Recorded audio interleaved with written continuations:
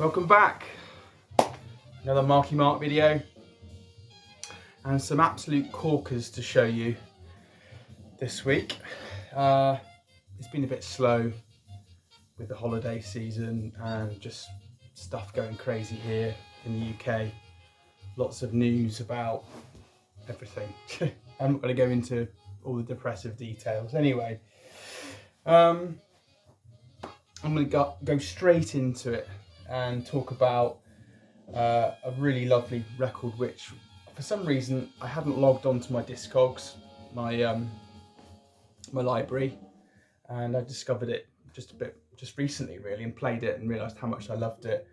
And it's Kenny Burrell's Introducing. Fantastic album. I love Kenny Burrell. Kenny Burrell in the kind of Grant Green territory of guitar. Beautiful, fairly simple really, plucking great tunes. We've got Tommy Flanagan on piano, Paul Chambers on bass. You can't go wrong with Paul Chambers. Kenny Clark on drums and Candido on the Congo drum. And this is a beautiful record on Blue Note Records, released in '56, and it's an absolute stunner. And some great stuff on here. The drumming is fantastic, and Kenny's just on form. Beautiful record, beautifully made. You can get. They've just reissued another batch of these. If you can get hold of it, have a listen to it, then thoroughly recommend it. So that's Kenny Burrell. Really great Blue Note record. Just playing a little bit of McCoy Tyner expansions, just going a little bit into the piano at the moment. And with that, I picked this up fairly recently. Beirut Artifacts. I like a little bit of Beirut. I picked up the Flying Club Cup a few years ago, and I was in kind of two minds about it. Zach Condon is the I'm saying that correctly. Zach Condon is the lead singer, the lead instrumentalist and everything. And anyway, Flying Club Cup, it's grown on me, and I've been streaming this quite a lot. And it first came out, it was 2021, it came out in January, and it was about 25-30 quid, and I was like, I'm just not sure whether I want to pull the trigger on that.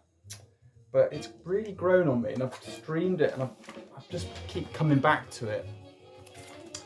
And it's double LP, and it's really good. Now, somewhere it says it's pressed in Palace, but I can't see any evidence actually on the LP itself. And but it's a collection of his early works and B-sides, as it says on the front. Really, it's really good. I mean, what I like about Zach Condon is the use of instruments, the use of the fiddle, the mandolin, and just he has a lot of fun with. It's very European sounding, kind of folky, I think is the right word. But it's a great listen, this. And if you can get hold of the Flying Club Cup, really recommend Beirut. Don't have much more to say about this, but if you can get hold of it I got this, as I say, I bought this because it was reduced to about £14 or £15. But I really like Beirut. Really good listen. Now, in my last video, I talked about a second-hand pickup, a record that I picked up from Hussar Records, Milt Jackson and Count Basie Volume 1, and on the back of that record it talked about a Volume 2. So I had a look on Discogs, and for about £6, VG Plus quality, picked up Milt Jackson, Count Basie Volume 2, and on the Pablo label. And I have to say, it's fantastic. It's a really good listen, and I was absolutely stoked to read the back of this and discover that Sarah Vaughan makes an appearance. Really, really happy to hear Sarah Vaughan. She's a great jazz singer. If you don't know about Sarah Vaughan, have a look. But it says on Lena and Lenny, which is one of the tracks on side 2, it says Sarah Vaughan, who was sitting in the studio as a spectator, got so enthused about the session that she sat in with the band. You can hear her with the reed section. The band and bags cooked so much that what began as a single album quickly, and I suppose inevitably, turned into a double.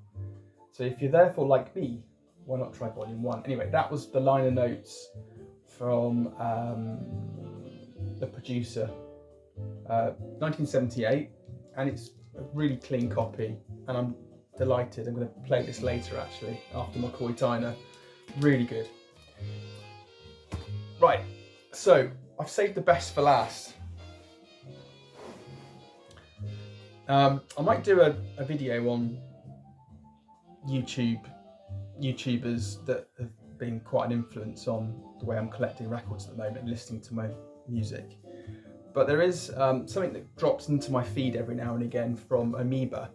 Now, Amoeba is a company, I believe, a record company in America, has a few big shops, and Amoeba are putting out videos, regular videos, and they're inviting musical artists into a music store. Usually it's Hollywood, I think, and the music artist selects a number of records and then talks about them. So one of the videos was had Jessica Pratt. Jessica Pratt is a fantastic singer-songwriter, very talented lady, and she brought out an album called Quiet Signs a few years ago, which I picked up on a whim, and really like it. She's got a very distinct voice, beautiful, haunting, but really beautiful voice. It's a great late night listen, nice to relax to. But Quiet Signs by Jessica Pratt. Anyway, she was doing her choice of records from Amoeba in Hollywood, I think, or whatever it is. And one of the albums that she picked, she talked about saying how she enjoyed it, how strange it was, how bizarre. And so I thought, I've got to listen to that. You pick your music from all over the place as you do your research, which is what I try and do. And anyway, I'll cut to the chase. Picked up this by a group called Can, 1974, Soon Over Babaluma. Now, I've not heard of Can before, and I would never come across this in any other way other than, doing my research. But this is a fantastic album.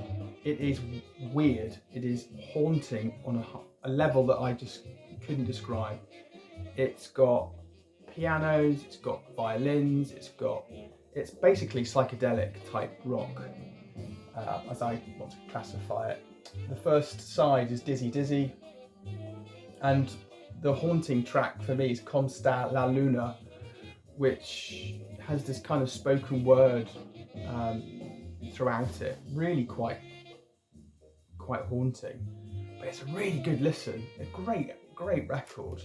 This is a 2014 reissue, German, I believe, and I picked it up for, I think it was about 16, 17 quid off Discogs. But if you like, I want to say it's a little bit like Stone Roses. There's a little bit of chanting in the background. It's a little bit like Stone Roses. It's a little bit like, I don't know, I can't really describe it, but I'm really enjoying this. It's a great record. Lovely cover. I love this it's kind of like a moon landscape picture with the tracks kind of listed off the landscape, but these guys are great. Really enjoyed this. So if you can get your hands on this, stream it first, see what you think. It is bizarre, but let me know what you think. But I'm really enjoying Can anyway. And the name Can for the group comes from the meaning and purpose of Can, which is to be physically and mentally capable of. I believe they're a German group consisting of Ermin Schmidt, Jackie Labizit, Holger Suzuki, and Michael Carolli. I know they brought out a few albums, but I'm going to dive a little bit deeper into Can. If I find some goodies, then I will let you know. But that's it. Thank you for listening. Take care, everyone. Cheers. Until the next time. Bye.